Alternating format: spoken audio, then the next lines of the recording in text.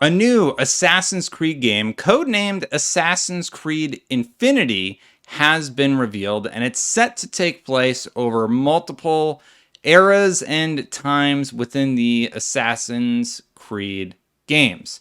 Several game settings and eras, one of the key points. Now, maybe that doesn't sound enticing to you, but let's go over why. I'm sort of torn about what this game could be and what it will probably be, because one has me excited and one does not. Let's go over it.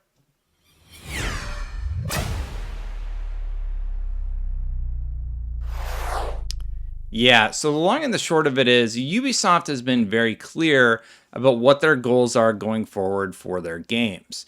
They want to get more people playing their games potentially together, and they want to push probably more microtransactions as it will affect their bottom line positively, right?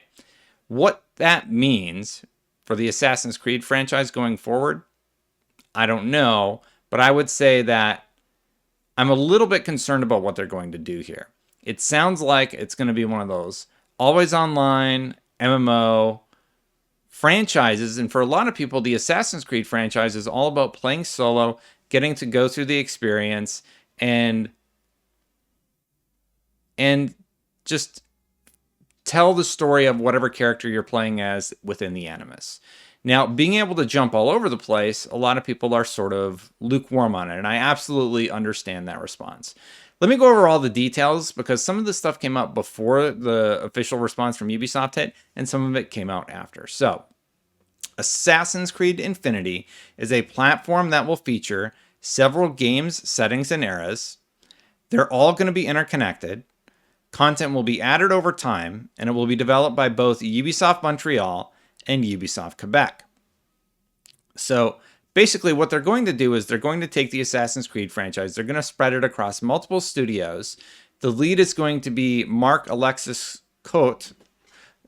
He worked on Brotherhood, Syndicate, and Odyssey. And that cross-studio collaboration is really, really important to Ubisoft, because that means duties will be split across several teams as opposed to one team needing to do every single little thing. Now, I do think the workload distribution seems like a good idea. Everybody has their own talent, their own ability, and they'll all be able to focus in the areas where they are the strongest. Now, it sets out to create a massive online platform that evolves over time, according to people familiar with its development. This is from Schreier's article, where he has talked to a few insiders to discuss what the game could be and what the actual launch will be. So Infinity will contain multiple settings with room to expand to others in the months and years following its debut, said the people who asked not to be identified, discussing a project under development. Individual games on the platform might look and feel different, but they will all be connected. So how are they going to be connected? How are the games going to work? It's really, really, it's strange. It's a strange sort of combination. Now, my favorite Assassin's Creed games were Assassin's Creed, the first one, yes.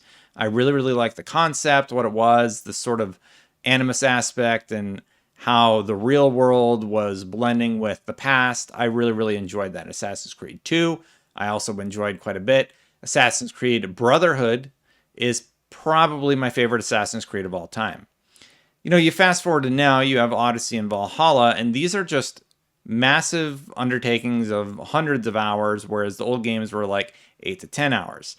So to me, it seems like they want to spending even more time than the RPGs in these Assassin's Creed worlds. But if I'm able to jump into an experience that kind of gives me exactly what I want, like if I can go do a few Altair missions, and then I'm like, you know what, I wonder what Ezio's up to, and I run into a random Ezio encounter and see what's going on there.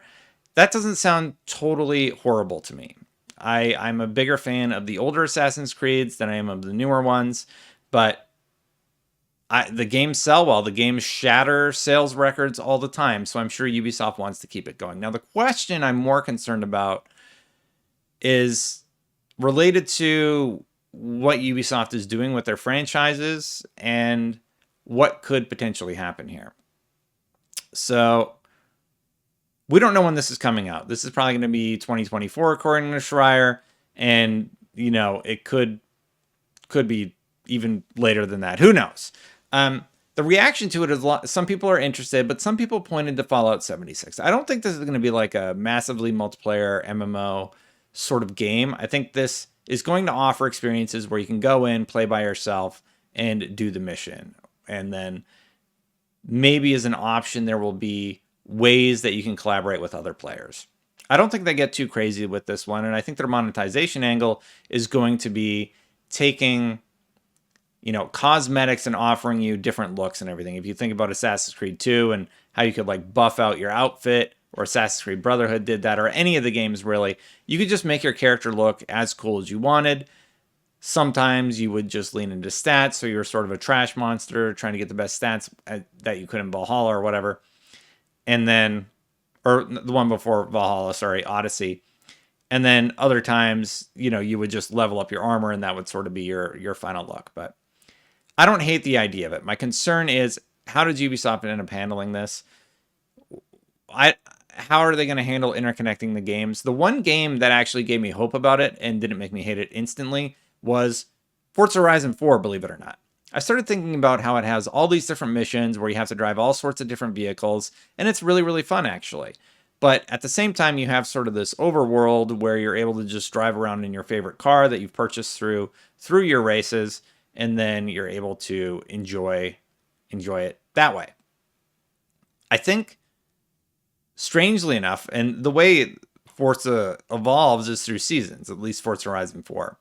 So I could imagine an Assassin's Creed game where the world's constantly evolving, interesting things are happening, and you're still excited by what could potentially happen as the world changes. I just got a notification on my phone. Sorry, I got a little distracted with my thought. But basically, I'm not all in. I'm tentatively interested, and I would love to hear your thoughts on this one. So it's sort of enticing to me. I'm not sold 100%. Anyway, hey, thank you so much for watching this video. Normally I do my little promo here, but real quick, it looks like some people are interested in offering the channel some sponsorships. So over the next month or so, you might see a few of these videos have those sort of, you know, you see them on YouTube all the time where YouTubers like, check out so-and-so thing from so-and-so. Thank you to my sponsor. So that might be happening over the next few days, which is kind of exciting. Thank you so much for supporting the channel, because it allows those sort of opportunities that will support the continued growth of this weird YouTube channel where I sit up late and ramble. So anyway, while I have you, in addition to that, thank you so much for watching. If you like these sort of videos, please consider subscribing. You can subscribe by clicking the subscribe button. Don't forget to hit the bell, because the bell does magical things. Basically, it notifies you when the videos are actually posted. Otherwise, you're just subscribed, which is also fine. Memberships are turned on. Memberships are also a thing YouTube offers that I was trying out. Thank you to everybody who has become a member thus far. I'm going to get out of here. Let me know what you think about the Assassin's Creed story, and I will see you for the next one. Bye for now, everybody.